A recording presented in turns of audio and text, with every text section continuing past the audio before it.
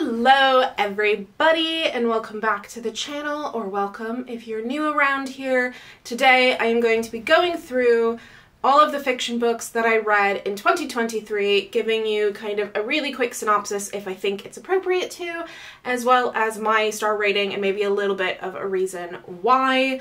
I'm gonna try not to spend too much time on each book, so it's not a massively long video. However, I only read 23 fiction books, but we're gonna go over all 23 of them. Now, a few caveats before we get started. The first of which is, yes, this is only focused on fiction books. I have read nonfiction. For those who are new around here, hi, I'm Vivian.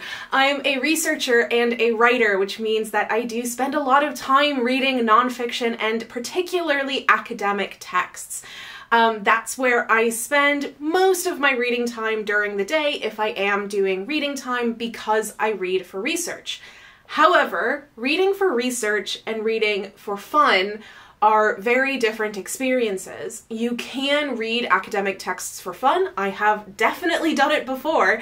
However, when you're reading for research, you tend to do a lot more jumping around, picking and choosing what you need, because that's just how you do research, rather than reading an entire book, because sometimes you don't need the entire book, you need a section of the book. Sometimes you do need the entire book and you read the entire book. I have read the entire book of a couple of nonfiction academic texts this year, but not as many as I have little snippets and pieces, and I don't really feel good giving some kind of rating or discussion on how I felt about something if I only read a small section of it. I'd rather only do it if I've read the whole of it. So I haven't quite figured out how I want to approach discussing what I've read for nonfiction academic texts. If knowing more about what I'm reading in those terms is something that you're interested in, let me know in the comments and I'll try to figure something out. But in the meantime, we're going to be focusing on fiction today. Caveat number 2 is in regards to my rating system, so that way you kind of understand what it is when I put those stars up.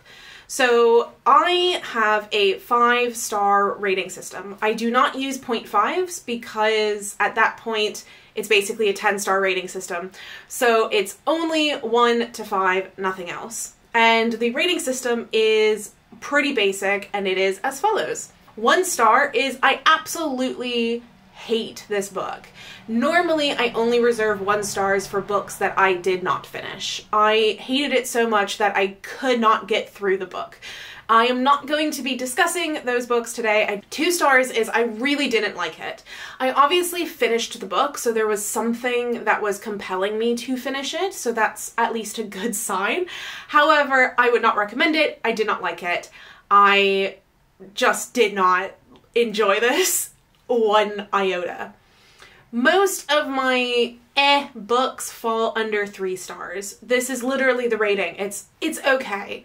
There's good things about it, there's bad things about it, there's stuff that I liked, there's stuff that I didn't like, or maybe it's also just I didn't vibe with it. The thing about my rating system is that a lot of it is based off of like the subjective emotional attachment to a book, which isn't really based on things that I can point at and say, this is what worked, this is what didn't work, and we'll kind of talk a little bit more about that when it appears in the book list.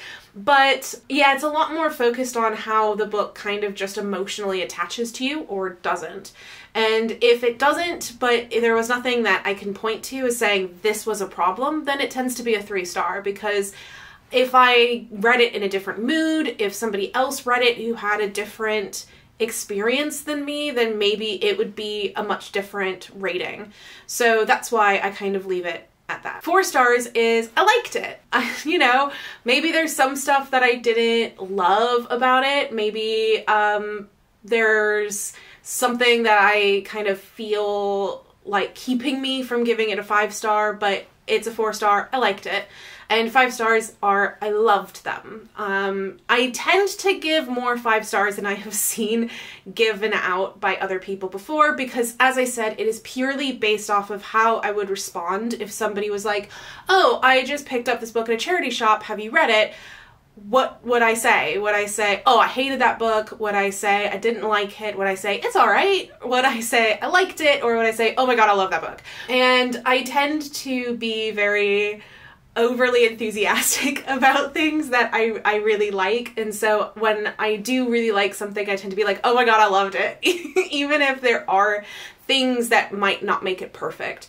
So 5 stars doesn't mean a perfect book, it just means I loved the book. So there's going to be things that maybe are not perfect about some of the things that I have given 5 stars to, but that doesn't mean anything. It just means that I loved it. The other quick caveat to the rating system is I have read a lot of Agatha Christie this year, and it will probably be carried forward into 2024. I have read a lot of Agatha Christie, and I really like Agatha Christie, and I found that I was giving any book that was Agatha Christie 5 stars, because when I compared it to the other books I was reading, I loved it, right? But it didn't really give me a valid understanding of how I ranked the separate Agatha Christie books in comparison to each other. So I have changed some of the ratings that I have given the Agatha Christie books, but do know that it's because I'm thinking about it in relation to the other Agatha Christie books and not necessarily in relation to all books, because if it was only in relation to all books, then it would really skew things, because they would almost all be 5 stars, because I do really love an Agatha Christie. All right, all that being said, let's start it off with Tinker Tailor Soldier Spy by Jean Le Carre. I did do most of the reading of this book in 2022. I finished it on January 2nd, so most of the reading of it was in December. But I did technically finish it in 2023, so it made the list. This is a spy thriller if you are unfamiliar with Jean Le Carre's work. He writes a lot of spy thrillers, and Tinker Tailor Soldier Spy is probably his most popular. It takes place in England in kind of Cold War era. It follows a kind of group of more elite British spies, and there is a mole amongst them, and they have to figure out who it is. And it's a fun spy thriller. Now, I gave it 4 out of 5 stars because as much as I was enjoying it near the end, I really struggled with it at the beginning. I don't know if it was because at the end of 2022, I was doing a lot of reading in bed. And that is not a good place for me to do reading. I fall asleep, I have to reread pages, I'm not paying very close attention. And for a book like that, I think you have to be paying attention. So near the end of my reading, I was starting to read more just kind of during the day, which is now what I do. So I don't know if that was part of the fault or if it was supposed to be confusing because people have like 3 or 4 different names because they're spies, and keeping track of who is who was kind of difficult. I felt like I needed to like take notes when I was reading it, but as soon as I started changing where I was reading and kind of just giving in to the confusion and figuring that they'll explain it all to me eventually, I really did enjoy it. So 4 out of 5. Next up is Something Wicked This Way Comes by Ray Bradbury. Now, I'm a big Ray Bradbury fan. I read Fahrenheit 451 like most of you probably did, being forced to in school, but I think I had already read it before then. If not, I enjoyed it even in those circumstances. I read several of his short stories. This was my first read of Something Wicked This Way Comes. It had been on my list for a while as a book that I really wanted to read. It's a horror novel. It is about kids who find a creepy carnival and the weird magical creepiness that then ensues at that carnival. It was super fun, and because of that I gave it 5 out of 5. I loved this book. I highly suggest this book, especially if you're interested in horror. If you haven't read it, I highly suggest it. I think sometimes horror gets overshadowed by certain authors that I think maybe are not as indicative of what the genre can be. And I think Ray Bradbury does a really wonderful job of showing off what horror can be and what it can look like. And I think it's just beautiful in that regard. So definitely a great book. Next up, we have Jason Goodwin's The Janissary Tree. Now, this is a historical mystery, which I do really like a mystery, and I love a historical fiction because I like history. So I thought it would be a really good fit. I was not a big fan. It takes place during the Ottoman Empire, which I think is unique. There's not as many books taking place in that when you talk about historical fiction, particularly in the West. It wasn't a very good historical fiction book, and it wasn't a very good mystery, so it kind of failed on both counts. Next up is Whispers Underground by Ben Aronovich. This is one of the books in the Rivers of London series. I think it's the third one? It's either the third or the fourth. I have quite a few of them. I have the next one after this, but I haven't picked it up yet. I'm not going to give a synopsis just because it's in a series and I don't want to ruin anything of the previous books, but it's an urban fantasy set in London with a police officer, and so if that kind of speaks to you, definitely go and do it. Lots of magic, lots of strange creatures, lots of personification of the river. It's a very cool take on some of the aspects of urban fantasy. Highly suggested if you haven't read Rivers of London. I gave it 4 out of 5, which is pretty typical of Rivers of London for me. I give pretty much all of Rivers of London a 4 out of 5. There's something about it that always keeps me from really loving the series, but I do like it. I mean, I like it enough to keep reading it, but there's always something that kind of keeps me from giving them 5 stars, but I do really enjoy the series. So the series as a whole is a 4 out of 5 for me, and definitely that book is amongst it. So if you have been paying attention to the dates that I have been putting up, you'll notice that I took a long time to read some of these books. There's lots of gaps in between each of them. This next one is the one that kicks off me spending way too much time reading, and that is, of course, Agatha Christie, and I picked up They Do It with Mirrors. Ooh boy, this started a lot for me. I gave it a 5 out of 5 at the time that I read it. I would now, I think in retrospect, give it a 4 out of 5 in relation to the other Agatha Christie books I have read. I have read many more better books, but They Do It with Mirrors was still pretty good. I mean, it was enough for me to give it a 5 out of 5 at the time. I have read Agatha Christie's before, but I primarily listened on audiobook to Agatha Christie's. This was my first Miss Marple, and this was the first that I was physically reading, and I think the combination of it meant that I just really fell in love with Agatha Christie all over again.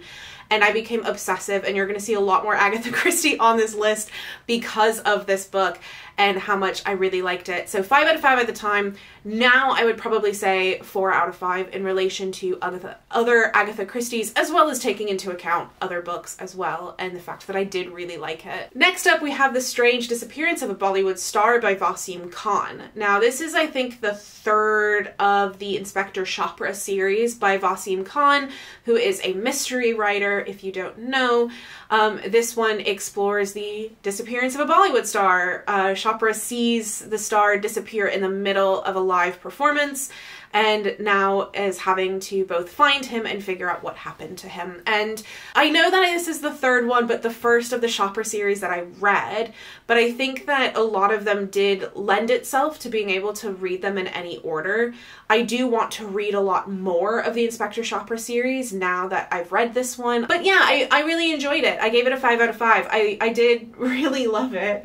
Next up is The Thursday Murder Club by Richard Osman. I'm sorry, there's a bin lorry outside if you can hear it.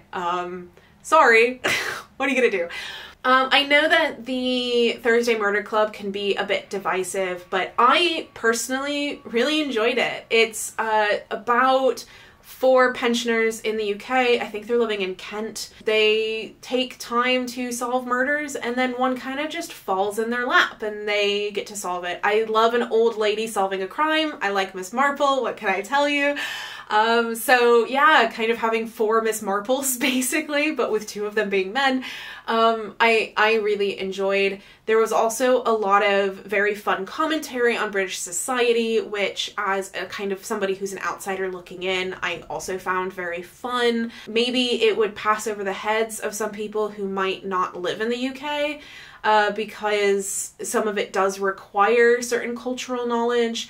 But yeah, I really enjoyed it. And so I immediately read The Man Who Died Twice by Richard Osman, which is the 2nd book in the Thursday Murder Club series.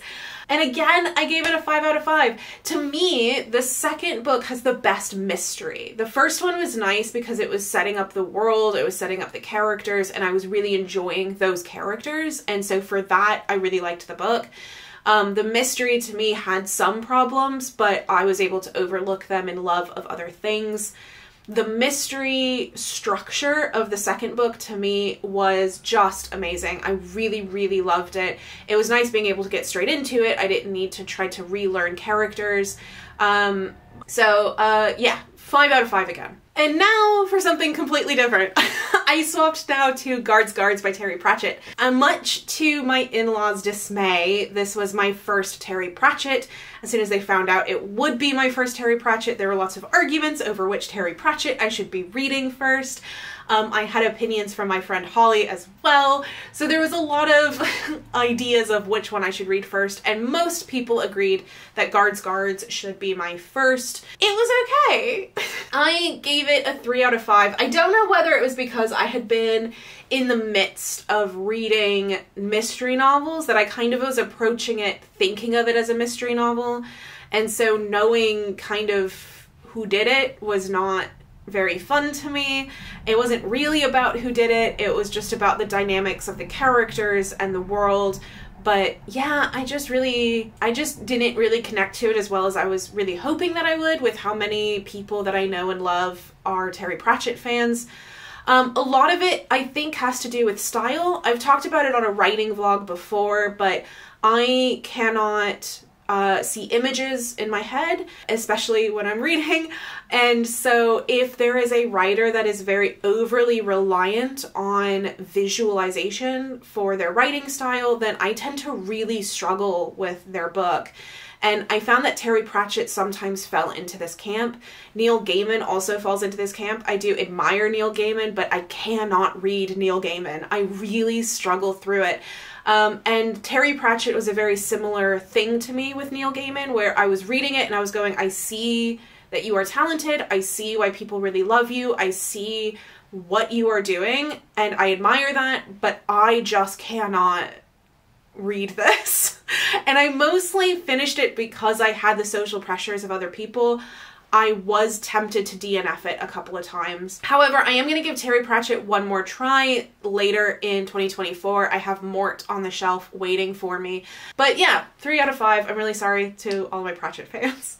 Next up is The Library of the Dead by T.L. Huchu. I ended up picking this one up because I saw Huchu talk at MCM London, and the way he was talking about his work made me really interested, so I went and picked it up. It's an urban fantasy that takes place in Edinburgh. I used to live in Edinburgh. I lived there for about a year, quite a few years ago now.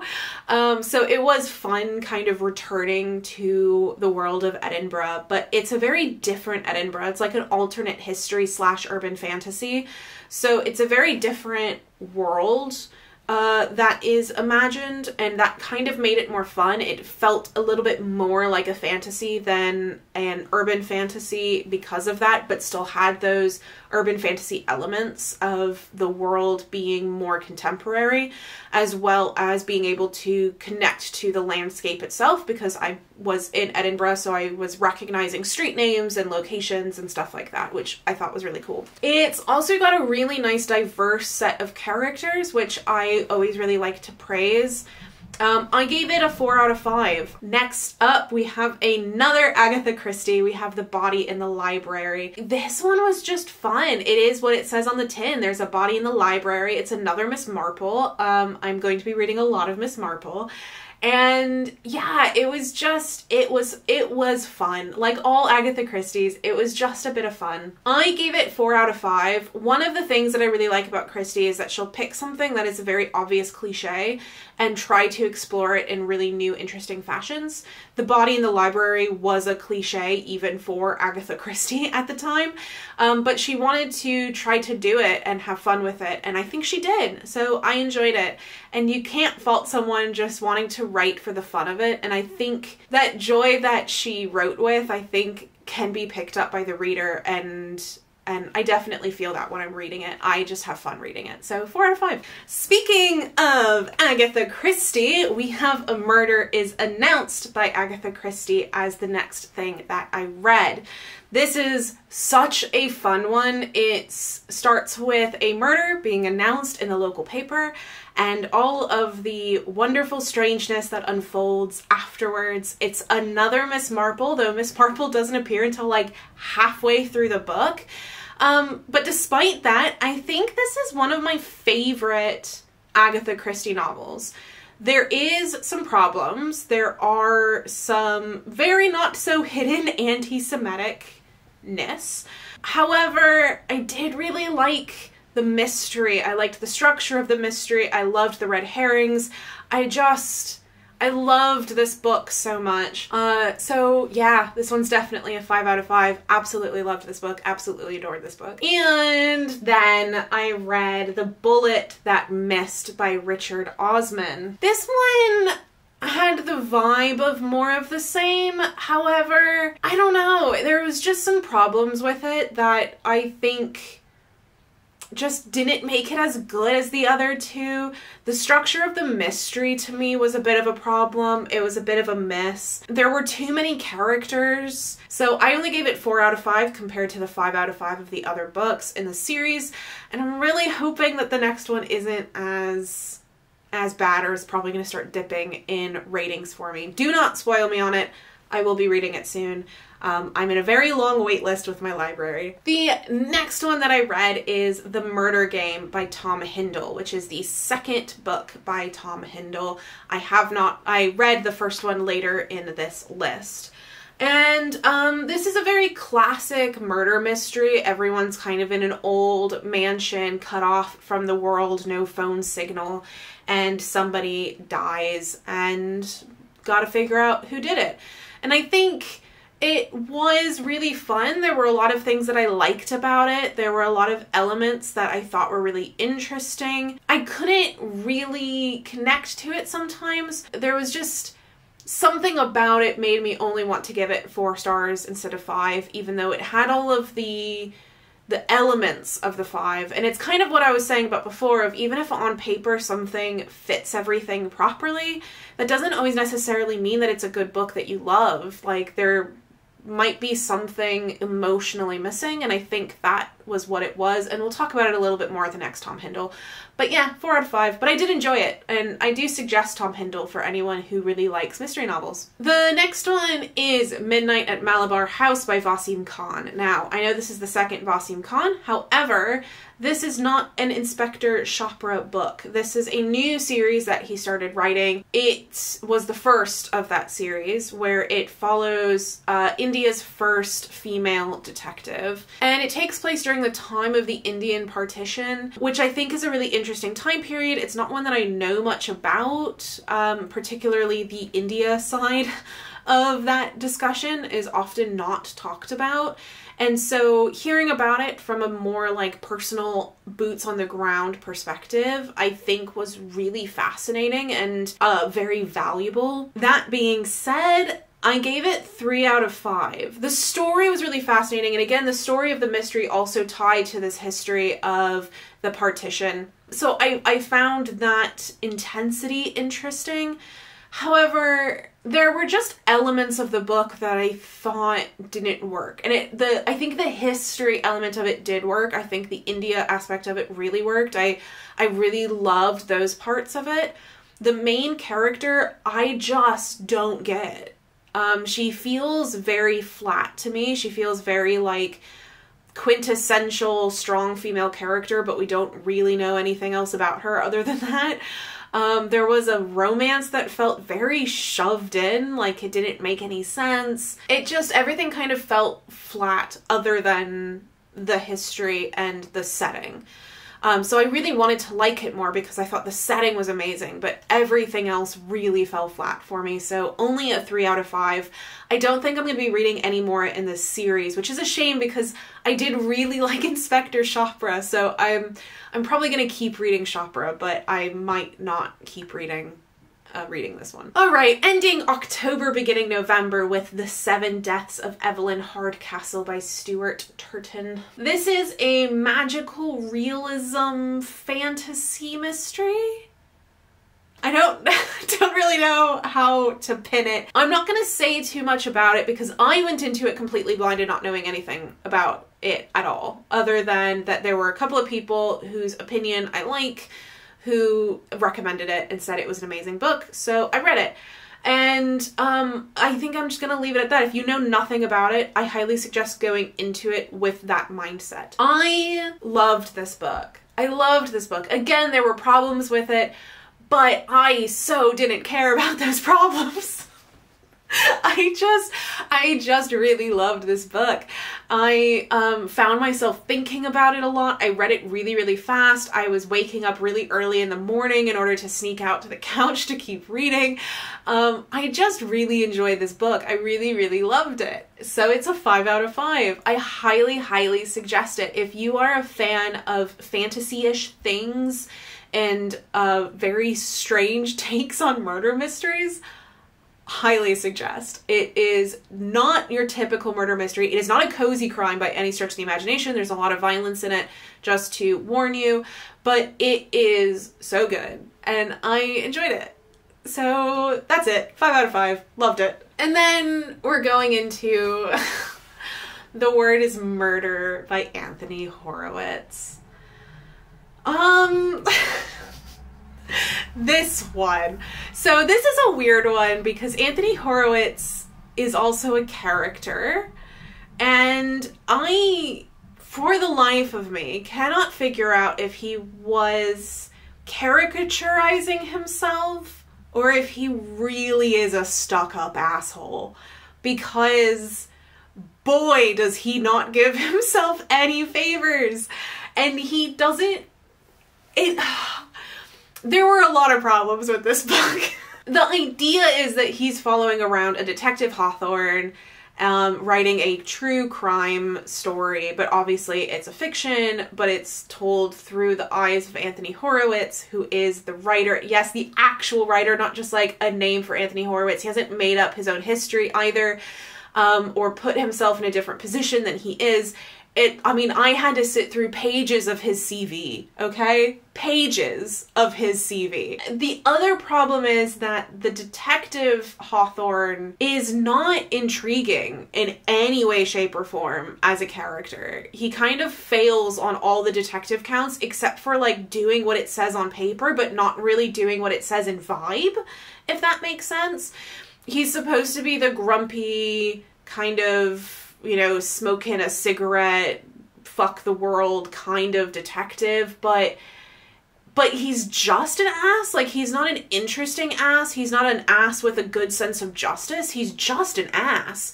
And there's this weird scene where he's being really homophobic, and Anthony Horowitz is like, oh, you can't be homophobic because people don't like when you're homophobic. And it's like, no. You shouldn't be homophobic because those are people. Those are like people with lives, and you should be treating them as human, not just don't say homophobic things because people don't like it. It just read like a homophobic person being defended by another kind of homophobic person. I just could not get over it. I could not get over it. I wanted the mystery to be more interesting than it was, and so I kept reading it for that sake.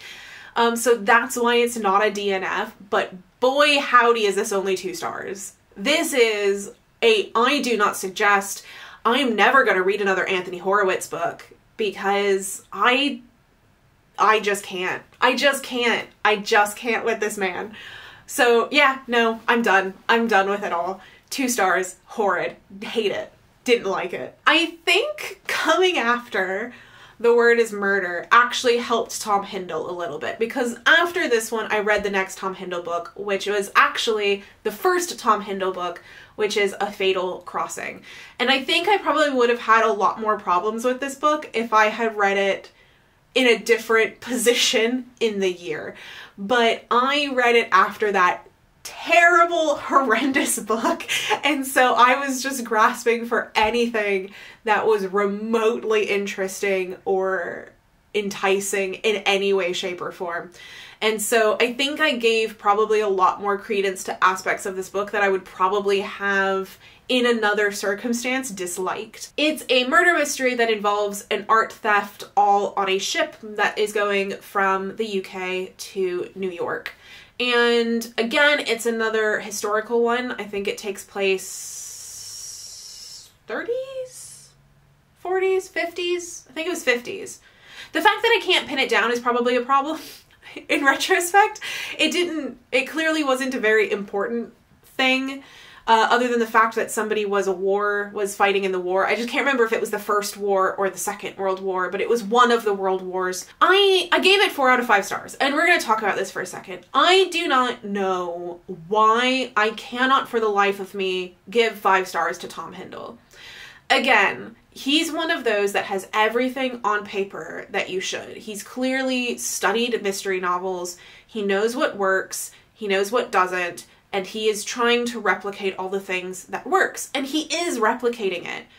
But it feels like someone replicating it and not like someone just loving it. It's like I was saying about Agatha Christie, about you could read the joy that she has for writing these stories when you're reading them. And I don't get that same vibe from a Tom Hindle book. There's just something missing, and I feel really bad that I cannot give him 5 stars. But to be fair, if I were to give 5 stars to a Tom Hindle book, it would not be The Fatal Crossing. It would be The Murder Game. There were some problems with this book. Oh, apparently I gave it 4 out of 5. I would almost be tempted to say 3 out of 5. It's somewhere in there. I'll say 4 out of 5 to give him a little bit. I probably gave it 4 out of 5 because, like I said, it came after Anthony Horowitz, and I'm just not. Okay, we've got another Agatha Christie. As you can see, I had 2 books in a row that I was not vibing with, so I just went back to Agatha Christie. I read And Then There Were None by Agatha Christie. This was my first of Agatha's thrillers. So for people who don't know, she didn't just write mysteries, she also wrote thriller novels. And Then There Were None is the classic thriller. And I think I actually made the mistake of reading this as the first thriller, because this is probably one of her best ones, at least from what people say. This is also, I think, still the most sold book, like, ever. I think. I'd have to do the maths on that, but I'm pretty sure that it's still there. I'm not going to get into the plot because, again, this is another one where the less you know about it, the better. I went in not really knowing too much about it. I knew the general gist of the fact that there's a lot of death in this one, but that was kind of all I got. And that was where I went into with it. And I highly suggest that if you don't know much about it, just pick it up and read it. It's really good. I enjoyed it. I think the characters and settings all worked really well together. There's a really interesting dynamic of familiarity versus otherness that is really fascinating. Play, her kind of take on nursery rhyme stuff is really fascinating, and I think is probably the best done here. Not necessarily other ones, but it's the best done here. And even though I've read some people saying that the way that some of the characters reacted as the story goes on and the plot goes on seemed unrealistic, I felt the opposite. I felt like it was the most realistic of how people would react in certain situations, particularly English people. But yeah, I think people even more generally. And yeah, I thought it was really good. I really enjoyed this one. I gave it a 4 out of 5. Definitely liked this one. Again, this is one where if it was somebody else, I would give it 5 out of 5, but it's Agatha Christie, so it's 4 out of 5. So just to paint that a little bit better. Okay, we're nearing the end. We have entered December. I read At Night All Blood Is Black by David Diop. read this in a day. It's a very short book. It's only about 145 pages, I think. So you can read it in a day if you are at least a relatively quick reader. I'm not gonna get into the plot of this one because it is so short. So any information is a somewhat spoiler. I went in blind. I had heard people talk about this book as being a very good book, and that was kind of all I heard them say. So I picked it up. If you are going to pick it up and you are somebody that needs trigger warnings, probably don't pick up this book or look up the trigger warnings, but there is a lot. Luckily, I read this at a point where I was a lot better in my mental health, but my mental health jumps up and down. It wavers like a lot of people's, and if I had read this at a different time, I think it would have been a much worse experience for me. So definitely look at trigger warnings if you need to, or just skip it. I gave it a 3 out of 5, which I feel kind of bad for because I think it's an important book, but it is not for me. It is not my type of book. It's not an enjoyable book. It is a book meant for understanding a message. It is not meant for enjoyment. And, you know, I'm not gonna get into it, but yeah, it just wasn't. Okay, so I've got next a pairing with Something Wicked This Way Comes by Ray Bradbury.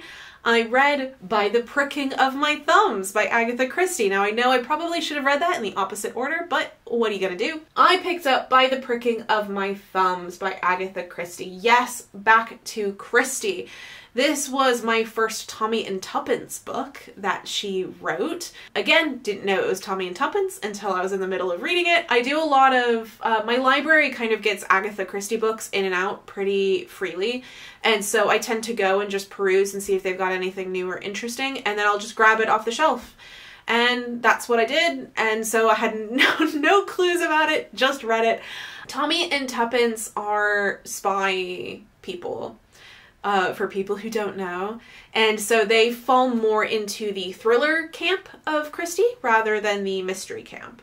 While there is a mystery in this book, it is not structured as a mystery. It is structured as a thriller. Kind of like Tinker Tailor Soldier Spy at the beginning of this whole year's list. It is a mystery. You gotta figure out who the mole is. But it's not really structured as a mystery. You're not supposed to be able to figure it out for yourself as the reader. You're supposed to be kind of taken along for the ride. You're supposed to be misdirected. That's kind of the point of a thriller, and that's what Agatha Christie does in this book. I gave it a 3 out of 5. Again, I think in the context of all books would be a 4 out of 5, but in the context of Agatha Christie, 3 out of 5. It was okay. It's not the best mystery, but again, it's not a mystery, it's a thriller. But there were elements of it that I liked, there were elements of it that I really didn't. There's a lot of dialogue in it, which I think there were scenes where I thought it worked really well, and then there were scenes where I felt it really sluggish. So, 3 out of 5. Not my favorite Christie. And the last on my list, The Wolves of Savernake by Edward Marston. This is another historical mystery. It takes place, I think 20 years after the Battle of Hastings. It follows 2 of the kind of king's men who are kind of figuring out some of the details associated with the Doomsday Book. So things weren't adding up. They're going to kind of clear everything out. The Doomsday Book, for people who don't know, is the first census that was taken. And so they're kind of going to clear it up, who owns what land, because there's multiple claims on it. And the idea is that while they are going to clear up these things, they also run into other mysteries that are sometimes related, sometimes not. I believe it is a series. I have only read this one, which I think is the first one in the series. Yeah, I gave it a 3 out of 5 because there was nothing inherently wrong with it. I liked the book. It was okay. There were elements of it that I enjoyed. I liked the historical setting. Again, like the Ottoman Empire one, it's not one that you see very frequently. The characters were all right. They were interesting enough for me to keep reading, but not interesting enough for me to feel some kind of affinity for. They felt very stereotypical, which is not necessarily a problem for mysteries. I sometimes think that you kind of need the stereotype flat, you know, kind of characters in order to carry something. But yeah, in this one it just didn't really work out for me. So 3 out of 5. I think I definitely had just higher hopes than it was set. And that's basically it. So what have I been reading since December 17th? I have been reading The Ember Blade by Chris Wooding. This is an epic fantasy. 824 pages. So it has taken me some time, plus obviously needing to actually pay attention to the world around me during the holidays. I have read 556 pages so far in it. So I've got like just under 300 more to go. That's what I have been dealing with. So I'm going to finish that up at the beginning of this year, and I'm really looking forward to being able to talk about it, as well as many other books. If you have any suggestions based off of some of the books I've talked about today, please let me know in the comments below. Do try to keep spoilers to a minimum, as you know, I'm somebody that likes to look through comments of videos like these to get inspiration of things that I might want to read. And, you know, if you put in a load of spoilers, then that can kind of keep somebody from wanting to read from what would otherwise be an incredibly enjoyable book. So do try to keep spoilers to a minimum, but do give your suggestions in the comments. Primarily, I would love suggestions of your favorite mystery novels written by Black authors. I am aware that my reading was not the most diverse this year. It wasn't until most of the way through the year, I think December, that I realized, like November, December, I realized I hadn't really read very many people of color. I had Wasim Khan, obviously, T.L. Huchu, David Diop, but really I didn't have as many authors of color as I would really like. So give me your suggestions. I have a huge list that I'm going to be going through this next year, but I would love to be able to add to it. And any other suggestions as well that you may have. But that is it from me today. Thank you so much for sticking with me through this whole thing, and I will see you next time. Bye!